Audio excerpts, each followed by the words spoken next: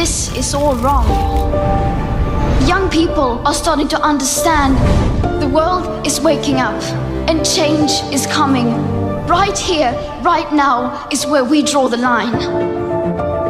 We the young, we the brave, we see the peril and the promise with 2020 vision. And right here, right now, we vow to organize and mobilize, to stand up and speak out, to find solutions from nature herself. Because there's no time to renegotiate. There's only time to regenerate, restore, and recreate. A systems failure means we need a systems change.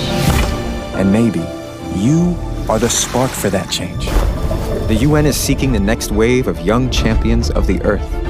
If you're 18 to 30, if you're passionate, if you have big plans for people and planet, this is your chance.